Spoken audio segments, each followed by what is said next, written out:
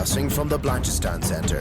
This is Phoenix FM. The internet is a communications tool used the world over where people can come together to bitch about movies and shit. According to the Nerd Index, you should be upside down in a junior high toilet around the clock. This is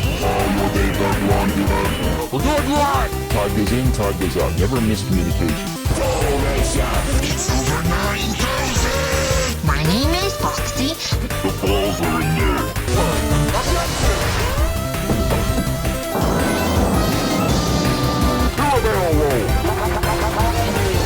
Don't face me, bro! It's a trap! I'm a firing believer! Time to Hey, Charlie, wake up! Oh, God, oh, man! Oh, my God!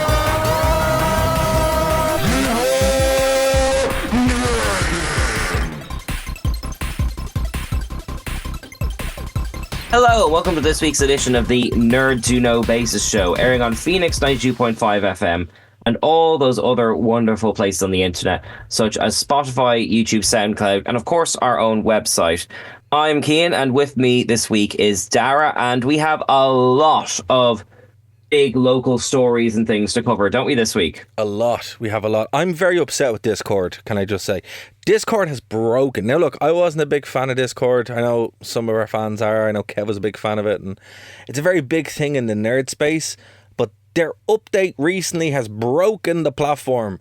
We moved away from using Zoom because, you know, obviously it's too expensive. And Skype died. I pay for it. You pay for it, yeah. But, I mean, I'm not gonna anymore. Skype died, which sucks, so we had to find an alternative. And Discord worked, and now since they brought in their age verification thing or whatever they did, whatever way they updated it, it broke the platform. So we finally found a workaround, but before we went live, we took 3 attempts to get it working. So I now discovered a new term which I didn't realise, Cian. Count up. Didn't realise that. That was it. I was like, what? But yeah, we have a lot to talk about this week.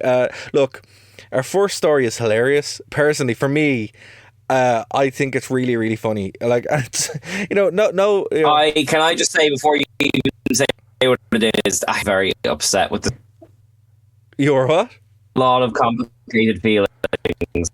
Yeah, no, absolutely. In our WhatsApp. No, absolutely. But I mean, like, I love the absurdity of stuff like this, where it's like, you know, Willy's Chocolate Adventure, that Willy Wonka thing in Glasgow. I would pay serious money to see that again. And you know what's funny though? I mean, we probably will do, like, we have the script, so when we're doing cons again, we might even like do a reading of it or something, because it is the funniest thing ever. Yeah. But I don't know. When I saw this, I was like, what is going on? But it's about a month old at this point, and I think feelings are less raw. But it was just so strange to see the SSE, which is a place I'm in all the time. Like, legitimately, I was there twice this week. I'll be there again a couple of times in a couple of weeks. So I know the arena super well, and this K-pop thing is just crazy. So. Yeah, we should probably explain for like non-local like listeners. Mm-hmm. And actually, this is a current story because it actually is reaching Dublin this coming week. But basically, there was a furore around this show called, I'm going to try and get this right, K-Pop Forever Tribute. Yes. And I've actually been aware of this for a while because I'm an after-school teacher and I heard about this from students as early as like October last year. Mm-hmm. And so basically, it is, as the title says, a K-pop tribute show, which has like, you know, it's a show that has like some K-pop Demon Hunter songs, but it's mostly like, you know, BTS, Blackpink, kind of all of the big heavy hitters among like Cat's Eye, another one there. And there has been a furore because the first show, which went out in Belfast, parents were very, very upset because they were... So I need to quote the comment from Limerick Live, right? Or the Limerick Leader. It says, Sure. Why did parents walk out of K-pop gig in Belfast amid reports of children crying in seats? Well, this is it. And, like, you know, full disclosure, I wasn't there. I know students who are going to it, but I haven't, so I can't speak to the quality of the show myself.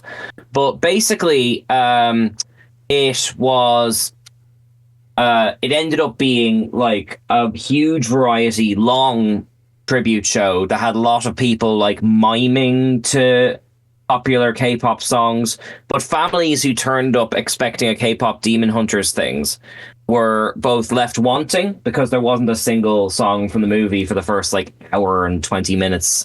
And then also because by virtue of it being K-pop, a lot of it was inappropriate to younger families. Now, I have feelings on this, but I'd like to get your 2 cents on this first. Look, I haven't seen the show, all right? But when I see K-pop Forever tribute, I kind of know what I'm expecting. It's like, you're probably getting K-pop, you know, which does have some miming, does have like hot pants, stuff like that. It's the aesthetic of it. And look, it's not my thing, but at the same time, it's like, from what I've seen online, it delivered exactly what it says it was. Now, look, you can say the poster kind of looks like K-pop Demon Hunter, but it's like, it doesn't. But, like, you know, I think what happened here is people just assume that K-pop Demon Hunter is what K-pop is, and it's like, no, it's a music genre. You know, there definitely is a case here of like, and look, I do feel bad for some of the kids here because it's like a lot of them are dressed up as like characters from the movie, and it's just like, yeah, you know, it's this weird line where you remember a couple of years ago, and I don't know if it still happens or not, but when the PS2 was like really, really popular, there would be like, you know, Star Wars, Lego Star Wars, and then like other brands would pop in and be like, hey, do you want Star Battles? You know, and it would be a product that's kind of like it, but not really. There's an element of that maybe, but I think that's too harsh because at the end of the day, if I saw something saying K-pop Forever tribute or a tribute show in general, they're probably going to be miming or they're going to be bad covers. Like, look, there's loads of bands. Let's even bring it something outside of that genre. There is you know, if you see in Dublin or whatever, Iron Maiden tribute or Metallica tribute, it's going to be lads playing, you know, Metallica songs or Iron Maiden songs. It's not going to be Metallica playing Fibbers. You know what I mean? And this is kind of the same. But what's interesting is the SSE is a really good venue. Like I said, I'm literally there all the time. So it's like, oh, okay, yeah, maybe, you know, there was some confusion here. But if you look at the stage show, it looked really quite impressive. Now, I don't know where it's coming to Dublin, but it's like in Castlebar. Tree Arena. It's in the Tree Arena. So look, it's probably going to be a pretty impressive show as well. But like, I don't know. Tickets apparently were pretty expensive, to be fair. And maybe that's why some people are upset. But the moral story here, from my perspective, and I'll let you in a second now, Cian, is like, if you're taking your kids to see something, you should probably know what it is. And look, I know I don't have kids, so I know that's kind of harsh, but it's like, did you not look into it before you bought the ticket? You know, it's just weird for me. I can't really wrap my mind around that. Now, look, as I said, I've been to certain things in the UK. I won't name them what they are because, you know, obviously, but they're different experiences that you do, you know, around like, I don't know, I will name them, fair enough, but like the Squid Games thing or the Friends thing, or, you know, where you kind of know what they are or whatever. Like, I've done a fair amount of research before them. You still take a bit of a chance. Like the Jurassic Park one is really, really good, but some aren't so good, you know, and it kind of just is what it is. But you still do a little bit of research to see if it's cool or not. And I just don't really understand the way they didn't do that before they went in. Like, it really seems like, and again, it could be simplistic here, it's like they literally saw K-pop and thought that's the movie. It's like, all right, there's several jumps there, but I just find it really strange. What do you think? Okay, I think you have made a very, very good case for the defense of this event. Let me step in for the prosecution here for a sec. I have seen a lot of comments blaming parents for not fully researching what this is and all that kind of stuff, and I understand where that impulse comes from. I would argue that there is just, now, not based on the show, just based on the marketing of it, something much more insidious going on here, because for one thing, tickets for this thing went on sale, or at least went on like very popular sale, September, October, right around like K-pop Demon Hunter came out in August. I'm sure it takes longer. Knowing how long it takes to organize shows, I'm sure they kind of capitalized on it. Maybe it was already mid-production or something. But the timing's a bit suspect. You mentioned earlier the artwork for the show looks they're wearing kind of Huntrix-y outfits, but not just that, but the artwork itself on the poster. The characters all look like Animal Crossing type characters. There's no like flashy. No, hang on. Let me finish up. There's no pictures of like BTS or Blackpink or like anything like that would suggest a more adult experience. It looks very kiddie. On top of that, I have the information in front of me here, which is the shows themselves take place at 6:00, which is relatively early by the standards of big concerts. So what all this is that this show was very specifically aimed at family audiences, and the content of the show wasn't. And look, I'm a K-pop fan. I listen to a lot of K-pop music. I completely get where you're coming from when you say like, you know, what, you turned up to a K-pop thing and you got K-pop and like you were surprised. True, but like this is very clearly adult oriented, and you could very easily make a K-pop show that is family friendly. The fact that K-pop Demon Hunters exists suggests you can do that. Yeah, but to me, I'll let you have the mic in a sec now. Sorry, go on. To me, what this suggests is that young audiences and young audiences' family were targeted for an event that was never going to deliver on the promise of what it actually delivered. And that makes me upset, because I talk to kids who are going to this. They are not expecting a Huntrix Contrix. They are fully aware it is a tribute of Huntrix and other stuff. But only putting Golden in or whatever near the end of a long show, like they only played the songs an hour and 20 minutes in. I have kids. Kids can't make it an hour and 20 minutes into a show. Oh, like most shows at all, let alone waiting for the thing they came to hear that long. I don't know. To me, I get a very, very cynical vibe off this. And being a parent is expensive, and I don't like the idea of either an event being potentially manufactured to capitalize on this. I don't have the facts, I don't know. Or potentially a midway through event being re-engineered in marketing to target families to the tune of like quite a lot of money and disappointment. I see people blaming the parents. I don't at all. I see, like, you made the comparison to the Willy Wonka thing earlier, and I think it's the same thing. I think it's over-promising and under-delivering. Maybe. And look, I hear what you're saying, right? But look, I don't like pop music. I like Taylor Swift, though, to be fair, right? I've seen her live, right? She's still dressed very raunchily. It's just part of the genre. I mean, like, pop music for some reason just gets that pass, and I'd never really fully understood it myself, but like, it is kind of part of it, right? It's like, if look at any band, any girl groups or whatever, or boy bands, they're running around with shirts off and stuff like that. It's like, come on, like, I get what they're saying, but at the same time, it's like, it is the genre. That's what K-pop is. It's like, if I go see Marduk play or Gorgoroth, they're going to have a pig's head on the stage, and they're going to be throwing blood at each other. That's what happens. You know, it's like, you know, you go to a hockey game and in the SSE and you sit in the front row and you smash in and your beer goes everywhere. It's like, yeah, that's what happens. You know, it's like, I hear what you're saying, but it's just like, what they should have done, and what I'll say to you is on this, if the start time is a bit suspect, right? And there more than likely is some kind of element where they're like, we'll capitalize on this Demon Hunter thing.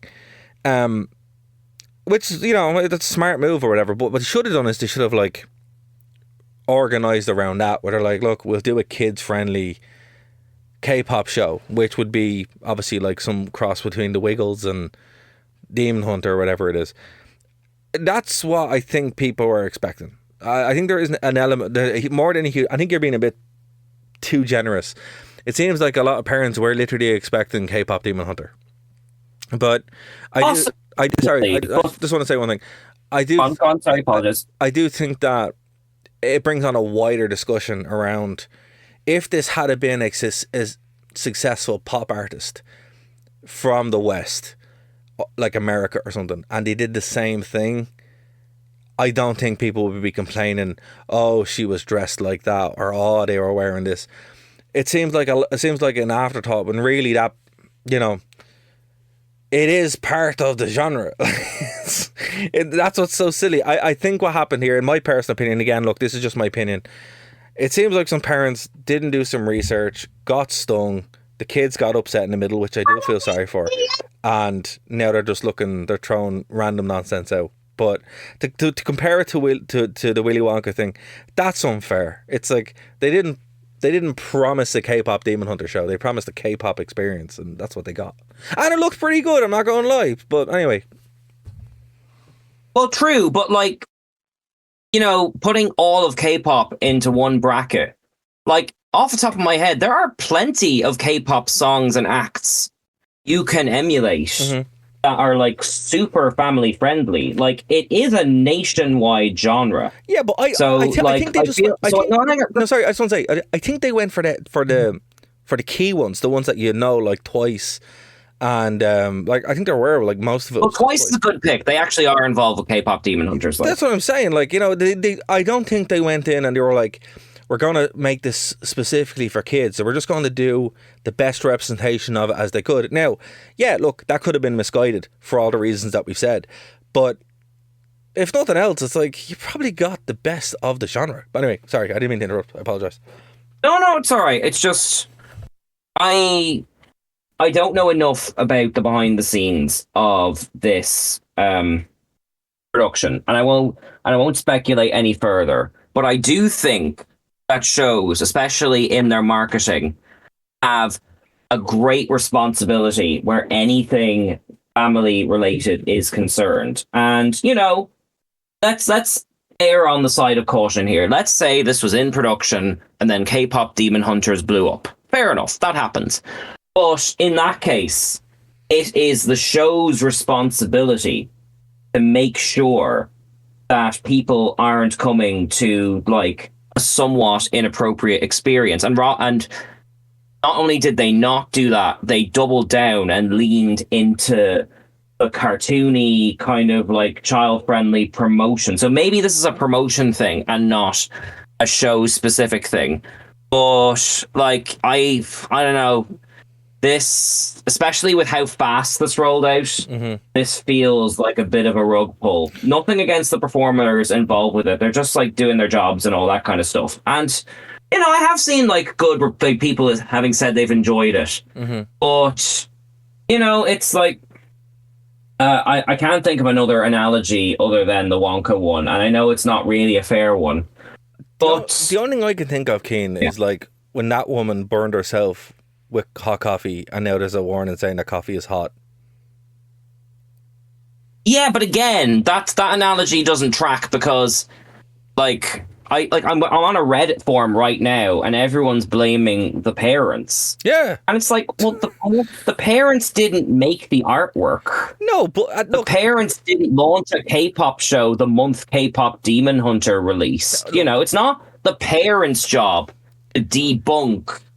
Like, it's not like, but like if you're look, again, I don't have kids, all right, this could be different when I do, but even for myself, I wouldn't put the effort in to go to something that I haven't researched. I'm like, why would I? It's, has other things to do. And this wasn't cheap. This was like 120 quid or something. It's like, no matter how much the child... the free ring was sold out at 40 quid a ticket. Like, look, K-pop's banging. There's some really good tunes, and it's... As I said... look, you don't need to tell me, like... Here's the thing. This would actually probably look like a good night, legitimately. I think there is just an element where some parents genuinely thought K-pop Demon Hunters means K-pop. And there's just this proudness now where, like, no, we weren't fooled, we were scammed. It's like, no, you weren't. Come on, stop. Come on. I can understand that kind of deflecting shame thing. Yeah. But that's what it comes off. when K-pop Demon Hunters first, I was at ground zero when that got popular. I didn't even hear about it. And I was talking to I didn't even know what that was until you guys told me. I was like, what? You know? Oh, absolutely. It's when it first got popular around August, September, I was recommending it to other parents, and the parents were saying, I don't want my kids watching something with the name demon in it. It's easy to forget that there is a few degrees of separation between what the kids enjoy and are talking about and what the parents know about what the kids are enjoying and talking about. I can very easily see how, parents got tricked by this. But even in our time, I remember the first anime I ever saw was Street Fighter 2. My parents were like, yeah, it's cartoon. Have you ever seen Street Fighter 2? Should not have been watching Street Fighter 2 at the age of 6. But look, it just is what it is. I mean, I feel bad for the kids here, because genuinely, if they were expecting K-pop Demon Hunter and they didn't get that kind of sucks. But there is a little bit of the Google exists. Type it in and you see what pops up, and it's just like, come on.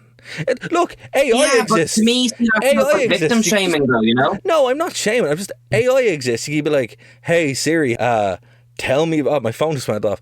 Tell me about K-pop Forever. It's actually, but the show hadn't gone out at that point. Hold on, it's actually gone now at this point. Hold on, let's see what it says. Tell me about K-pop Forever tribute show. It sounds like you're interested in the K-pop Forever tribute, a high-energy concert tour currently making waves across the UK and Ireland. The show is a revue-style tribute act that celebrates the entire K-pop genre.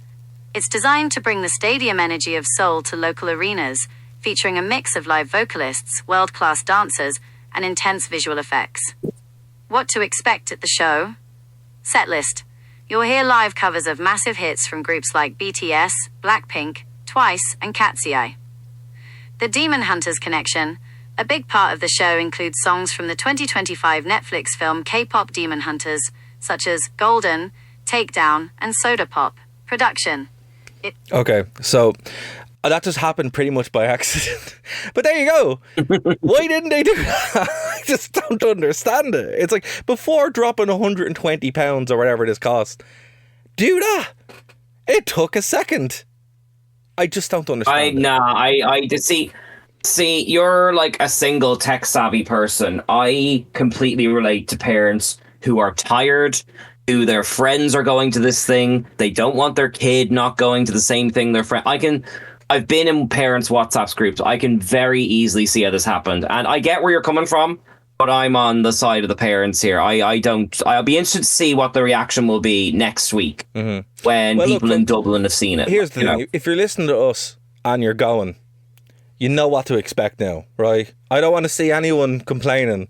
We have done a public service. Take out your phone and ask it what to expect, and then you'll know. You bring up a good point, Darragh. Like, if you're listening and you've gone to see it, since then, do comment or message to us. Yeah, I'd be genuinely curious to see. Because if it's a brilliant show, I won't slate it for that.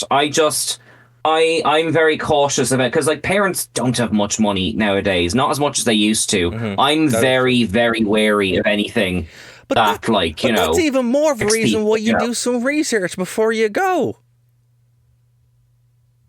Yeah, but that's or you could just not do a scam, That's easier. They promised exactly what they delivered. No. The poster. You know what? Okay. The poster. We're going in circles. No, the poster. Fair enough, right? Okay. Here's where I'd lean, where I'd go with it, right?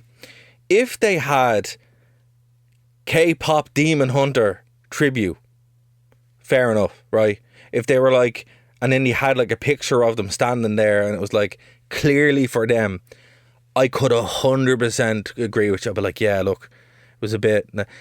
They promised the K-pop show and delivered the K-pop show. Yeah, but looking at the poster, the words K-pop Forever are massive. and the word tribute is tiny in a different font, looking like when the Star Wars logo is the most far away possible. But that's above those anime characters. But that happens the same thing when you go see like an Iron Maiden tribute or whatever. They don't put "We're not the real band." They put it in like the side. But if you're like, hey, yeah, but if you're an Iron Maiden fan, you know it's not Iron Maiden. Parents don't know what K-pop is. You should know that. Yeah, okay, I can hear you, but I wouldn't parent or not. I wouldn't part with €120 without knowing what I was buying. That's. I agree that there's a lesson to be learned here, but I don't think that that was a lesson that had to be learned necessarily in the first place. If you get me, like, yeah, that's fair. I'll give you that. But look, again, folks, if you're listening to it, if you listen to us and you're going, or if you were there, genuinely let us know. We'd actually love to hear from you. But if you're going, look, if it turns out like kids and parents really enjoy this, like, more power to them. I just want to make sure no one gets tricked. That's all. Yes, and Google and AI exists for a reason. Go use it. Just saying. I'm dubious about AI, but that conversation will eat the rest of the show. Can we talk about something happier? We totally can. But Cian, if people aren't going to use their own brains, you might as well use an artificial one. Just saying. Come on. But that's the plot of the Matrix. It's been proven. The AI knew the difference between K-pop and K-pop Demon Hunters, and I played it on the show. Anyway. Let's move on.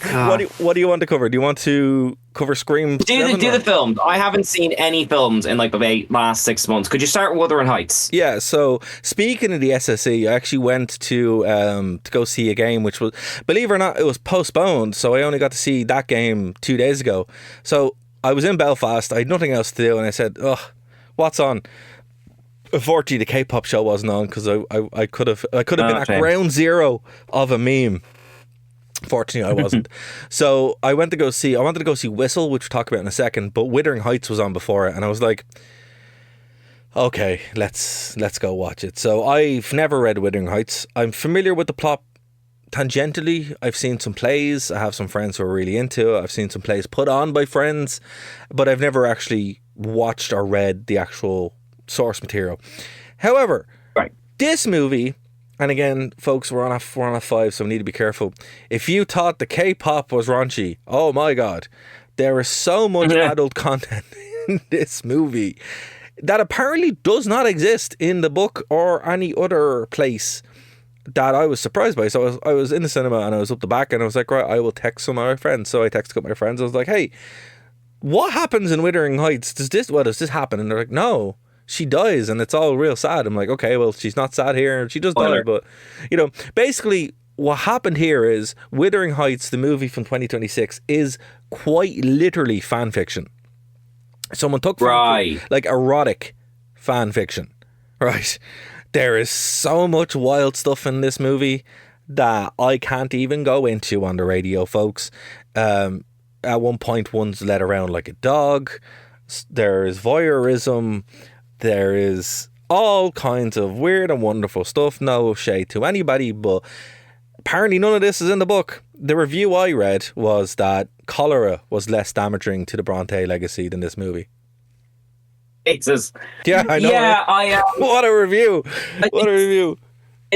It's funny. I am a bit more familiar with the book than you, but it's funny. I didn't hear about the adult stuff. What I heard was that a lot of the kind of like racial subtext was stripped from the movie. Yeah, but I mean, to make it more sort of blandly like, which I think kind of like I'm not an expert. I can't comment on like it didn't change my life or anything like that. But I think it sort of robbed the story of its like subtext and its impact. Like, yeah, no, absolutely. But what I'm saying to you is that's when you see it. And you see what's before all that and then what's through it.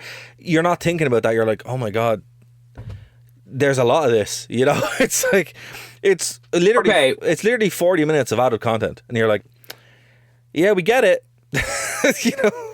Well, that kind of like, did you actually, like, is the film, like, good or enjoyable? Like, no? Okay, right. I'm probably not the right audience for this, right? I'm pretty sure a lot of people loved it, right?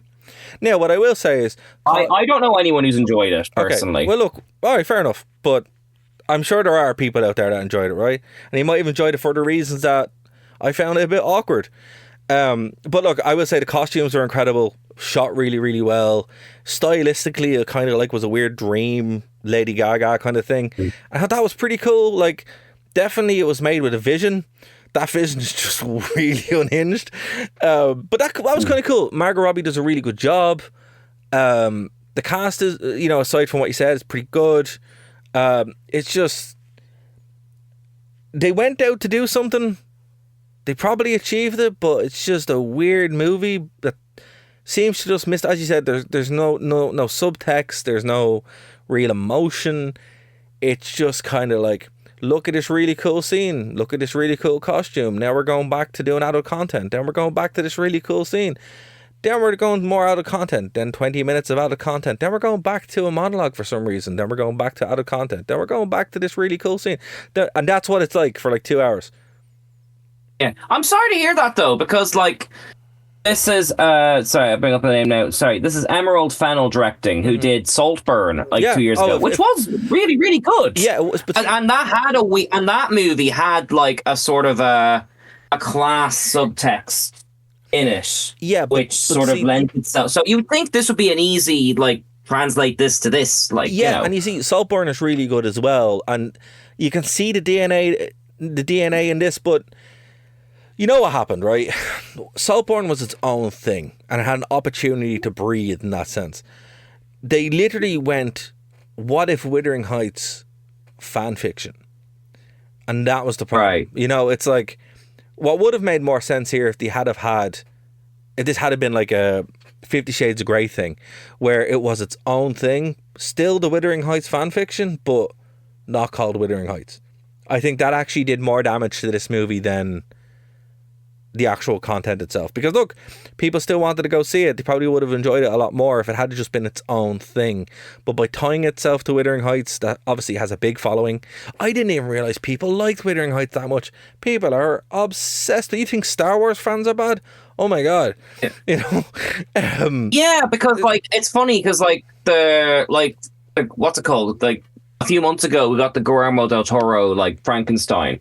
And Frankenstein is a story that's so ubiquitous that you can like. Sorry, just a second there. Sorry. Like that, it's like you can put a spin on it, call it Frankenstein, and people will go like, "Oh, okay, I get what you're doing with this." Wuthering Heights is in that weird no man's land where it's known, it's loved, but it's not so well known in pop culture that if you change it or like undermine this or rearrange that, like. People won't quite know what you're doing. So erring on the side of caution, it could have just fallen into that weird little uncanny valley where people didn't quite know what to do with it. Like, I was going to ask you, I didn't mean to interrupt. It's like, is that already out, or is that called The Bride? Because that's out this week. Is that something different? Oh no, I was talking about the Del Toro one on Netflix, but that is out this week. Oh, I haven't seen it. I didn't see that. But that's another good example, because like people know Bride of Frankenstein well enough to know that if you turn up, they know what to expect and they understand when something's different. It might have just been a victim of like, oh, we're going to do a sensational version of Wuthering Heights, but this will be people's first version of Wuthering Heights. Yeah. One of those type deals, Yeah. And I look, I think that's a very good point. Like, this will be, for better or worse, and for a lot of ways it's worse, the definitive one for a lot of people. Again, like if you watch this, you're like, she died, but had a good time going, and apparently that's not the point of the movie at all. It's about intergenerational trauma and everyone's horrific, and that's not in the movie, so it's just like, it sounds like it would have been a better movie if they had have actually done that. But look, in cases like this, if you have an idea and it's off the wall mental, and it's related to an IP, just make it as it is and take the names away, because you'll have a 50 Shades of Grey thing, which, for anyone that doesn't know, that was Twilight fanfiction at one point. Your one made loads of money, became a millionaire off it because she just let go of the fanfiction side of it and just made it its own thing. And that's what should have happened.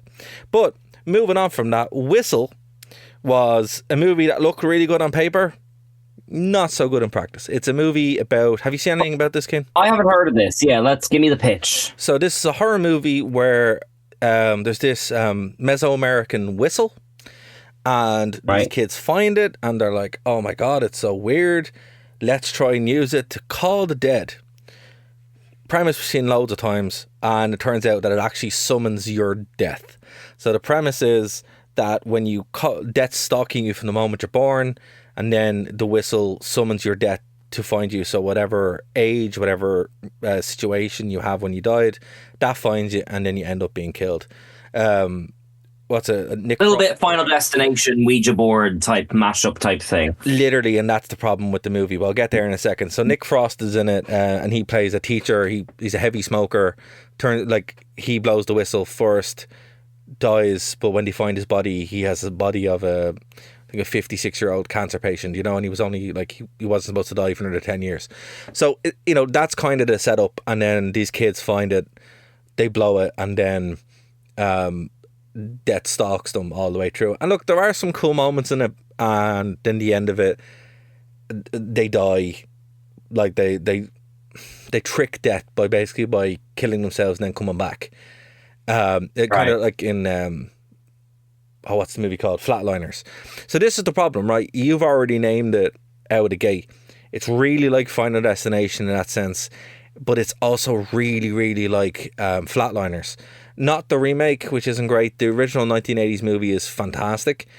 And it's like, right, I've seen this before. It's like... The Joel Schumacher-y one, yeah. Yeah, that's a fantastic movie. If you guys haven't seen that movie, it's really, really good.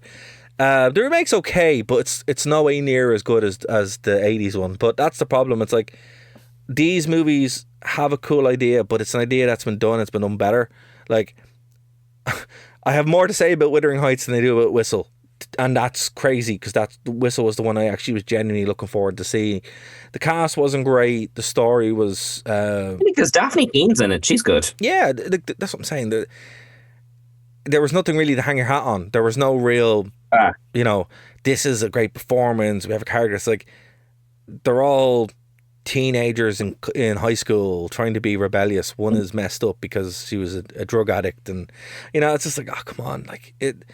And then the story at the end of it is, oh, we need to appreciate life, and it's like, yeah, okay, we get it, and that's it. It's just too like Final Destination-y. It's all been done before, so I just I give it a miss.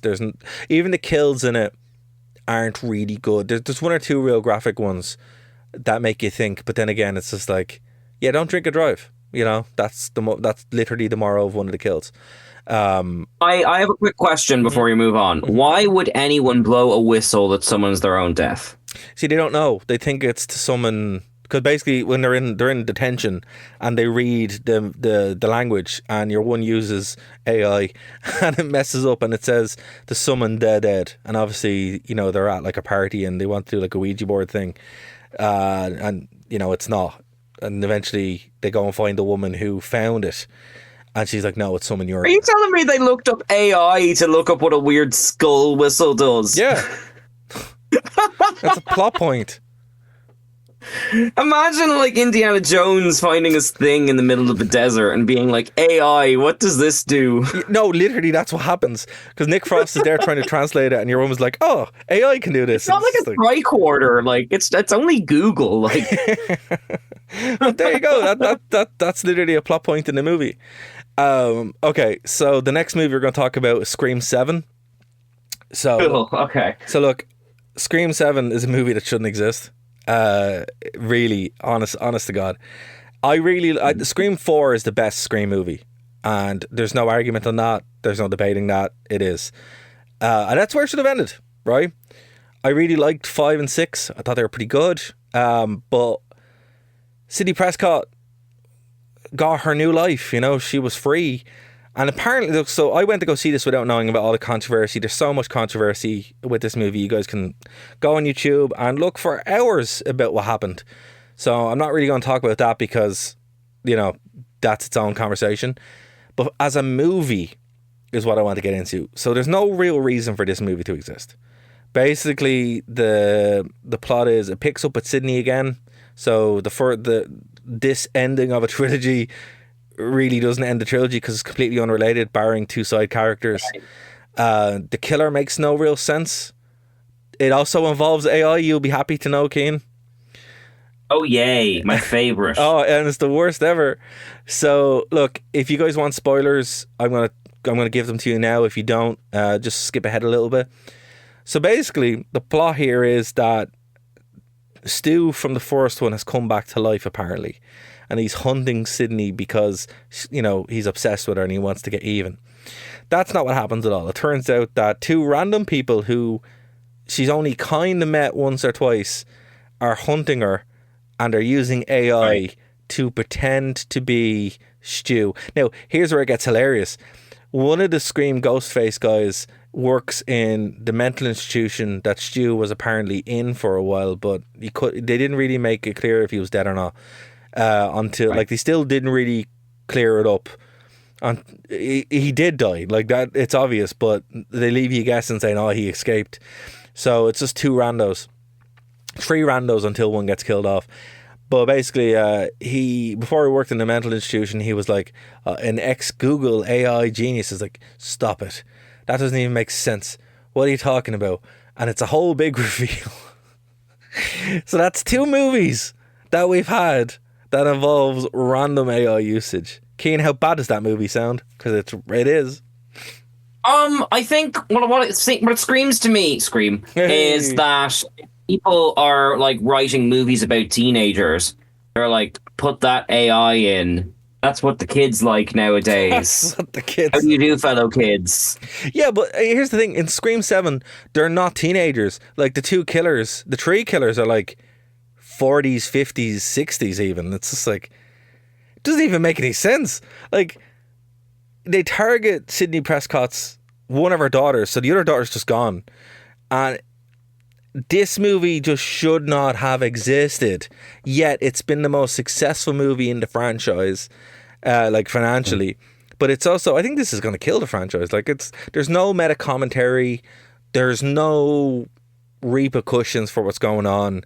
There's one or cool, like the opening is pretty cool. It's like they're in a horror B&B, a stab basically B&B, but no, I didn't like this. I think that was in the 5th and 6th movie that made it fun, that made it kind of make sense.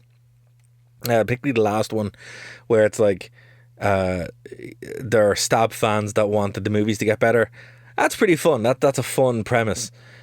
This is just stupid, like real stupid. It's a shame because like AI has the potential to be a great horror villain. Yeah, because we all have phones, we all have emails. They're all we all have apps that are that can be corrupted or taken over or anything like that. I mean, they kind of did that a few years ago with that movie that was Unfriended. Yeah, Unfriended was good. Unfriended was really good. So like, just make Scream only exist in AI next movie, and then it doesn't matter if you kill them in Scream 7 because it's like, Black Mirror type thing, whole new avenues to explore. Look, I would have rather AI have written any of these movies because it may have. No, I don't think so. They're not even a little bit creative. This is 100% people. Like, I'm sorry, Screen 7 is just cynical committee. Wuthering Heights is one person's Lady Gaga fanfiction, and Whistle is just bland committee. Like, it's just like, you know what? Give AI a job. Let's just see what happens because no, let's just see what happens. Let's just see what happens. Matrix. I know, but let's just see what happens. At this point, it's just like you can't do any worse, But now that being said, there is an up point. They made a pun also. Hoppers. There you go. That is a fun movie. So if you're kind of like, there's some new movies that's coming out this week. I'll try to go see them, so we'll talk about them next week. But if you're looking for something to watch based on the 4 movies that I've already talked about, go see Hoppers. That movie is super fun. It is obviously the next Pixar Disney kind of movie. And look, yes, it's Avatar. They literally lampshade that it's Avatar. The main character is like, "Hey, is this Avatar?" And she's like, "No, it's not Avatar. It's nothing like Avatar." And it's like, it's literally Avatar. Low stakes. They put it in the trailer. They're not. Yeah. You see when you put something in your marketing, so you're transparent about the thing you're selling. You see. That's fair. So they lampshade it and they're aware of it, and it's literally low stakes Avatar, right? But it is a fun movie. It's a really, really good movie. Really cool message. The villains are real funny. Performances are great. It's just a good time. You know, if you just want to sit back and just watch a movie that's not going to rock your socks off, that's not going to be too bad or upset you, Hopper. And look, all the kids seemed to enjoy it as well. All the families were there. So, yeah, when we were watching, we had a really good time. So, yeah, it was great. Really good movie. Cannot complain. Okay, well then, I suppose since we've talked about so many family things, do you think that this movie has an audience beyond kids and families? Like, yeah, no, absolutely. Like it's a Pixar movie, right? It's like that's what you want. Like they hit the perfect tone where it's just like, look, if it's any kind of cartoon, families are going to go to it. If it's a Pixar movie, families are definitely going to go to it, even if it's bad. This isn't one of those movies. This is a movie that's actually very, very enjoyable. And it doesn't hit the highs of Toy Story. It doesn't hit the highs of even Inside Out. It's just a good movie, but it is very, very kind of like, I'll watch it once, I'll never watch it again. But while I watched it, I enjoyed it, and the people I was with also enjoyed it. So, okay, well let me ask a second question then, because this is going to be on people's minds. Like, is it worth seeing in cinema as opposed to waiting for Disney Plus? Like, is that an important part of the experience? Like, nah, not at all. No. Okay, well that's kind of damning, unfortunately. No, not necessarily. It's like all the movies that I talked about, those 4 movies, you don't need to see any of them in the cinema. That's true. Honestly, like, yeah, no, absolutely. Advocate for like a good, enjoyable movie. Like, we need more of them. Like, dude, I love the cinema. I'll go watch anything in the cinema because I enjoy the cinema experience. For me, there's no better way to watch a movie, even a bad one, than in the cinema. But if your question is, do I go and bring my 4 kids with me and my wife to go watch a movie because I need to see it in the cinema? No. But if you want to, that's fair. Yeah, it's just, for me, I believe every movie should be in the cinema for long periods of time. But that's just me. I mean, again, my parents have just discovered Madam Web, and they were telling me the other day that they're like, oh my God, I watched this movie. It's called Madam Web. I'm like, I know. I did a panel and we did 3 shows and I saw it like 7 times in the cinema. I find it hilarious that you spent a year talking about Madam Web here and your parents didn't know. They obviously don't listen to the show, so, you know. Our listeners have better taste. All right, well, actually, I'm glad you sort of did that little wrap up about cinema, because the last thing we're going to talk about is not in cinema, but it's related to cinema. Have you seen Wonder Man? I have not. I know what Wonder Man is. I'm aware of the character, but MCU stuff I don't touch with a barge pole anymore. Particularly on TV. Well, particularly on TV. Yeah. Let me try and win you over then, because Wonder Man is like, the whole series dropped on Disney Plus in like late January, and it is, in my opinion, one of the strongest things in the MCU, at least the strongest TV show. Mm-hmm. It's like run by I think it's Daniel Day Kim, who directed Shang-Chi. Oh, and okay. It's yeah, absolutely. He's about to do the new Spider-Man movie as well, and it's basically a very down-to-earth, almost BoJack Horseman-y story about an actor who's living in Hollywood and not being successful, who sort of trips headfirst into the opportunity to play the big budget movie remake of Wonder Man, to play the main character, because there was like a movie version of it in the 60s or 70s that his dad used to love. So the show isn't a superhero show. It's about him and Trevor Slattery, you know, who was like Ben Kingsley, the Mandarin. Oh, Trevor's in it. Oh, man, okay. Yeah, okay. It's the two of them going through the audition process to potentially be in the Wonder Man movie. So there's episodes where they're just doing like self-tapes. There's episodes where they are off on a mad caper because someone left something in the wrong hotel. There is a superpowered element to it, but there's no superhero fights. Okay. And that's good. Like, I'm trying not to give away too much because it's worth seeing blind. But basically, in this version of the show in the MCU, there is also a Flash policy where Hollywood movies will never employ anyone with superpowers. Really? Because we have an extensive like episode about neither of these characters, about a tragedy that happened when someone used a superpower on set to weirdly, darkly comic results. Right. So, like, it's a very grounded show. It's the kind of thing MCU should do more often because there's no fights, there's no superhero shenanigans, really.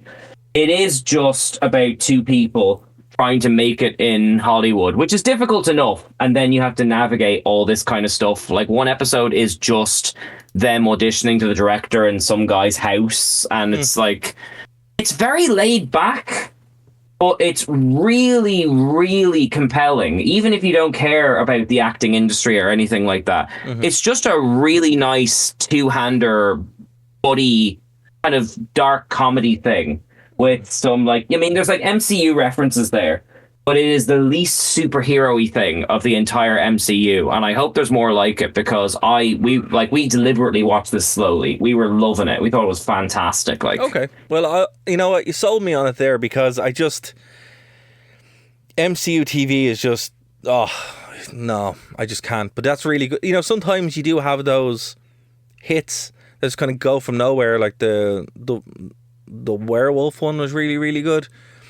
Yeah, that's true. That's true. You know, it seems to be when they're trying not to do superhero stuff, it actually just works. So, yeah, I'll give that a watch. I have one more thing to talk about, actually, if we've got time. Let me just check my little timer here. You have 4 minutes. Yeah, go on, sir. Let's hear it. Have you ever played Lollipop Chainsaw? My brother's a big fan of it, but I've never played it myself. So the reason why I bring it up is, one, because you totally should. It's fantastic. And it's actually on sale at the moment. But that's not what I'm talking about. So there's a new game out. I'm actually writing for nerdly.co.uk if you guys want to check that out. And there is a game that I've been playing a lot of. It's called Romeo Must Die. Is it Romeo is a Dead Man? Have you played it? Have you heard about this? I've heard of it, but I've not played it. Same again. Sorry. So Romeo is a Dead Man is just... It's by the same studio. It's in the same kind of like vein as Lollipop Chainsaw, and you know, it's a shame Kev isn't here this week because he'd absolutely love it. But if you're looking for just a fun game that's kind of bizarre and it's like there's a really, really strange feel, Romeo's a Dead Man is one that I really, really can't recommend enough to people, even though like I have no idea what it's about or what happens in it. I just love it. It's not, the graphics aren't even great.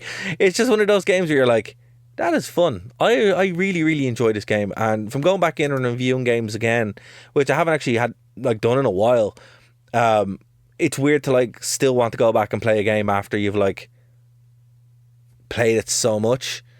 Yeah, this is one of them though. Like the studio behind it, really, really fun. Like, I can't recommend it enough. Honestly, it's just such a bizarre, strange game that when you're playing it, it has this weird charm because it's not polished. It's just kind of like, yeah, this is a game. Go enjoy it. Like you go through waves of zombies with like bizarre, wonderful weapons. It then randomly crushes into like a 16-bit hub world. You make katsu curry at one point.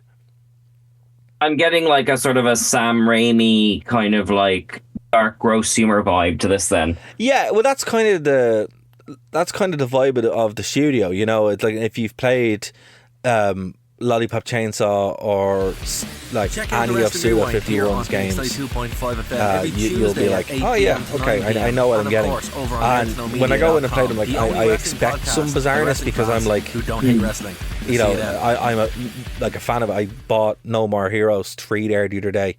Yeah, I that's the same studio, is it? Okay. It's the same studio, yeah, exactly. So like if you know what they are, Killer 7, The Killer is Dead, right, so you're listening to the podcast, you're like, obviously No More Heroes, all that kind of stuff where it's just, hey, this might make no sense, but it'll be awesome, and that's pretty much the same, you know. So if you're a big fan of the Zudaverse, this is one to pick up, and my review should be up relatively soon, but I wanted to talk about it. Shame Kev isn't here because he's probably like a huge fan of these as well. You can always pick it up next week. What consoles are it on, by the way? I played it on the PS5. They sent me out a PS5 code, but I think it's on...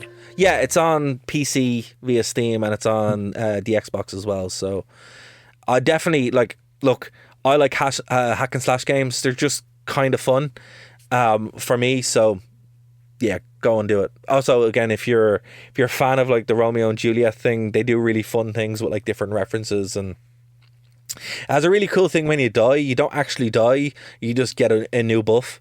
So like when you die, you can get a power up. But it's just look, it's rare that you get just a fun game that like even though it's goofy and silly, it's like, hey, we're real goofy and silly. Enjoy, and I love that. Sometimes simple things are the best things, you know. Honestly, and look, I have played it for a fair bit of time now, and I actually want to go back and play it. So, you know, and I've reviewed it. I had to actually go through it, and I still really, really enjoy it. So I can't recommend it enough, honestly. Wonderful. Unfortunately, we're creeping up on time there. So, is there anything you would like to say before we wrap up on this one? Yes, if this is your first time checking us out, please do go over to nerdtoknowmedia.com. From there, go to our YouTube channel where you can find clips of the show, you can find exclusive interviews, reviews, or just random stuff sometimes when I'm like, hey, I've seen this thing and we haven't got time on the show, we'll talk about it. Because that helps us out a lot. You can also comment below, leave your thoughts on pretty much anything you want. You can email us. Everything is on our website, nerdtoknowmedia.com. We thank you so much for your time. Thank you so much for listening in every week. And if you want to get involved, that is how you do it. We're also on Instagram and Facebook as well, so you can yell at us there. Yeah, absolutely. And for Irish listeners, do let us know about the K-pop Forever, because I'm perfectly happy to swallow my words if people go this week and say it's amazing and the claims are overblown and all that kind of stuff. And if that's the case, we will follow up with it next week as well. Yeah, and remember, look, this is just our opinions. I mean, you know, we're just here to give them, and we give them as we see them. So we want your opinions too, and that's what it's all about. Absolutely. So we'll wrap it up there for this week now. Until next week, I've been Cian. I've been Darragh. And we will see you next time. Bye-bye. Bye.